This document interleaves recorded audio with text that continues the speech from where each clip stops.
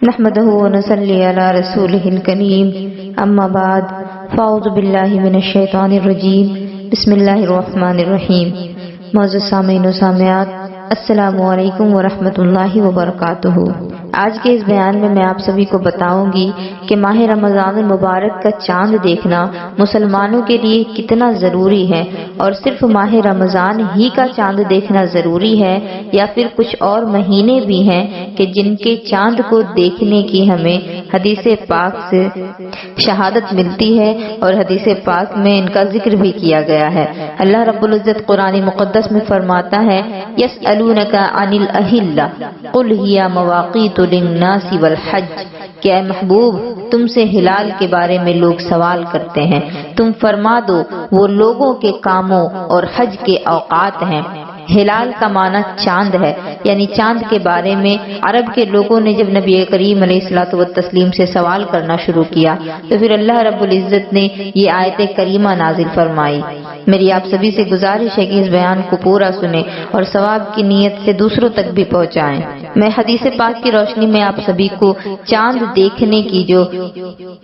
گواہیاں موجود ہے وہ آپ سبھی کے سامنے پیش کروں گی۔ صحیح بخاری اور مسلم میں ابن عمر رضی اللہ تعالیٰ عنہما سے مروی ہے کہ رسول اکرم صلی اللہ تعالیٰ علیہ وسلم فرماتے ہیں کہ روزہ نہ رکھو جب تک چاند نہ دیکھ لو، اور افطار نہ کرو جب تک چاند نہ دیکھ لو، اور اگر ابر ہو تو مقدار پوری کر لو۔ اس حدیث کا معنی یہ ہے کہ جب ماہ رمضان المبارک آتا ہے تو ماہ رمضان المبارک کے روزوں کو رکھنے سے پہلے ہمیں یہ کنفرم کرنا ہوتا ہے کہ چاند ہو گیا ہو، یعنی چاند اگر دکھ گیا ہے تو پھر ماہ رمضان کے روزے رکھنے کی اجازت ہے، اور اگر چاند نہیں دکھا ہے تو جلد بازی کرنے سے منع کیا گیا۔ اور پھر آگے بتایا گیا کہ جب تک چاند نہ دیکھ لو افطار نہ کرو، جبکہ افطار تو اذان کے بعد کی جاتی ہے۔ تو یہاں ماہ رمضان المبارک کے افطار کی بات نہیں ہو رہی، بلکہ یہاں عید الفطر کی بات ہو رہی ہے اور رمضان کے روزوں کے اختتام کی بات ہو رہی ہے۔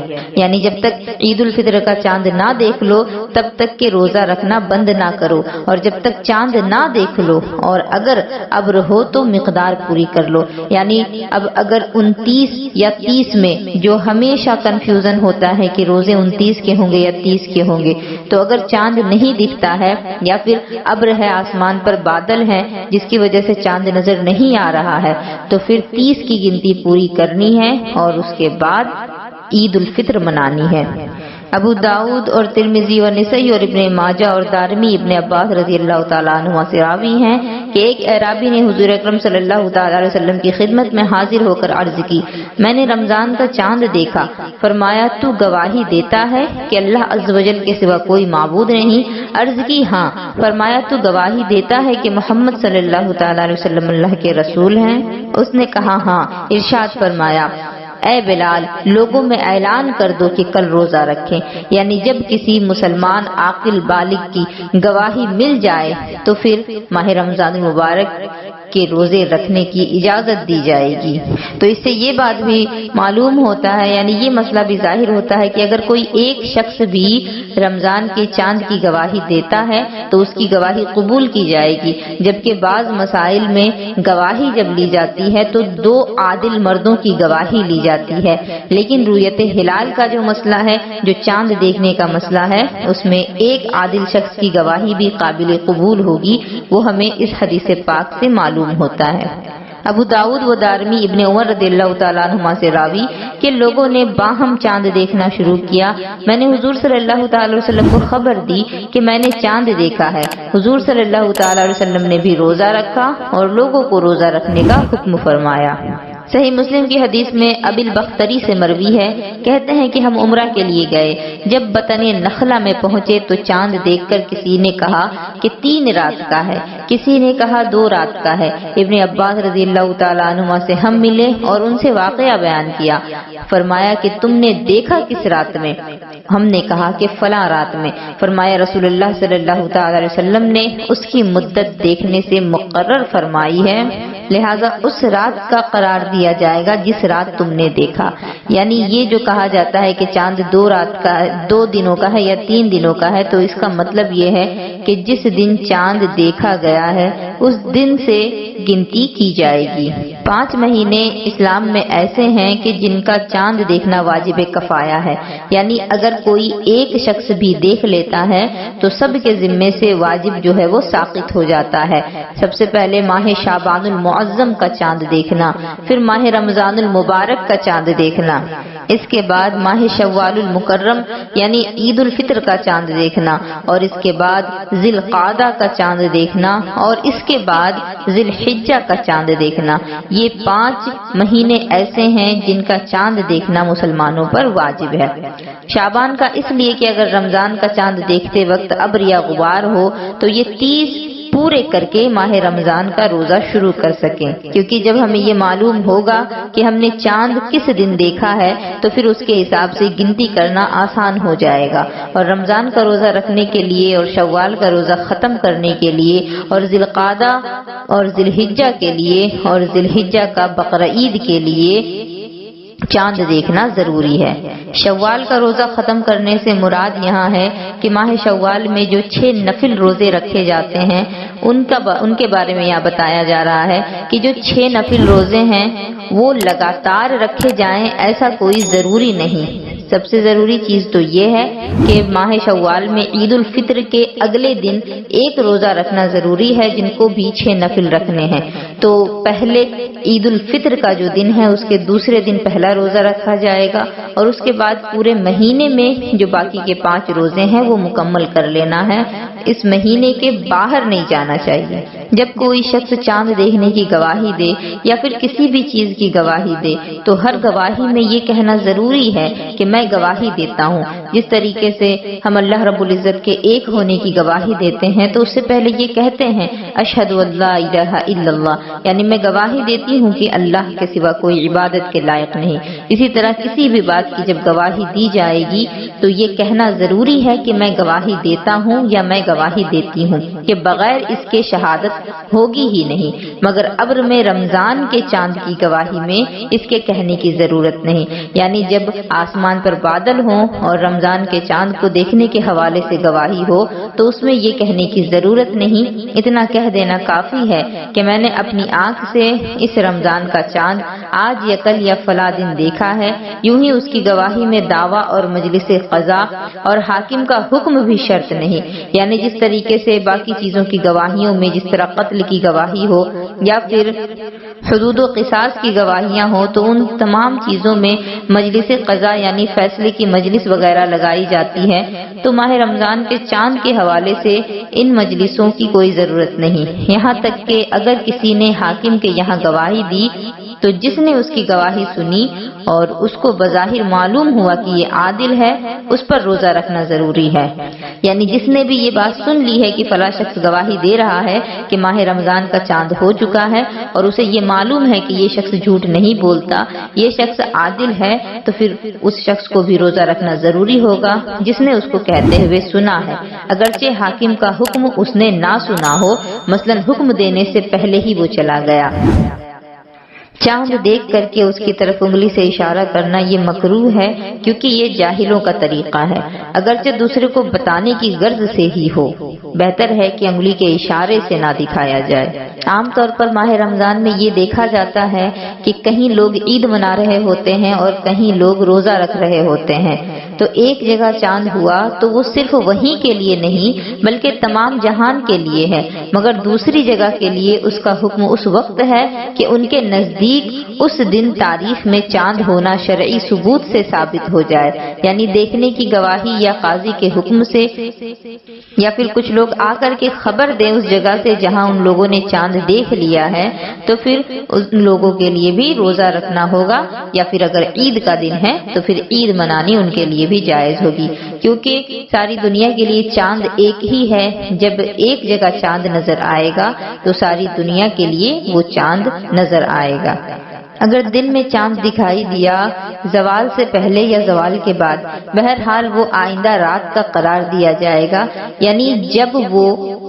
چاند دیکھا گیا ہے تو اب اس کے بعد جو رات آئے گی اس سے مہینہ شروع ہوگا. تو اگر 30ویں رمضان کے دن میں دیکھا تو یہ دن رمضان ہی کا ہے، شوال کا نہیں، اور روزہ پورا کرنا فرض ہے. اور اگر شعبان کی 30ویں تاریخ کے دن میں دیکھا تو یہ دن شعبان کا ہے، رمضان کا نہیں. لہٰذا آج کا جو روزہ ہے وہ فرض نہیں ہے، یعنی وہ شعبان کا روزہ کہلائے گا، وہ ماہ رمضان کا روزہ نہیں کہلائے گا.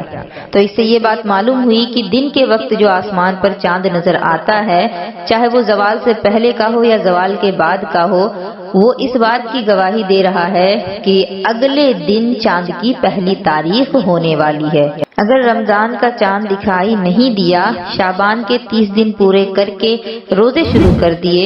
28 ہی روزے ہوتے ہیں اور اس کے بعد عید کا چاند ہو گیا، تو اگر شعبان کا چاند دیکھ کر 30 دن کا مہینہ قرار دیا تھا تو ایک روزہ رکھیں، اور اگر شعبان کا بھی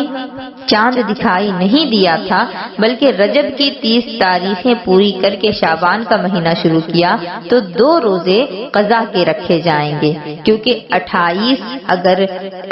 کے بعد عید اگر ہو جا رہی ہے تو پھر یہاں یہ دیکھا جائے گا کہ 30 دن پورے کیے گئے تھے کہ نہیں، اور اس سے پہلے جو مہینہ تھا اس کا چاند دیکھا گیا تھا کہ نہیں. تو جب چاند کی گواہی نہیں ملے گی تو 2 روزے رکھنے ہوں گے.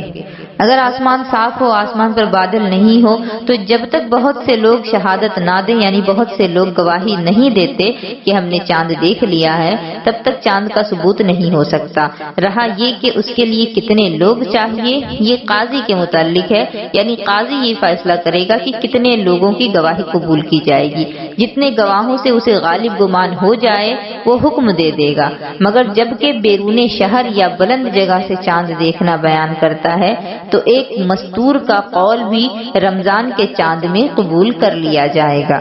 کیونکہ ہر کوئی بلند جگہ پر نہیں ہو سکتا اور ہر کوئی بلند جگہ پر جا بھی نہیں سکتا. تو جو لوگ وہاں موجود تھے ان لوگوں نے اگر دیکھ کر کے گواہی دے دی ہے تو چاند مان لیا جائے گا، اور روزے اگر ہیں تو روزے رکھے جائیں گے. اگر کسی گاؤں میں 2 لوگوں نے عید کا چاند دیکھا ہے اور آسمان بادلوں سے گھرا ہوا تھا اور وہاں کوئی ایسا نہیں جس کے پاس شہادت دے سکیں، تو گاؤں والے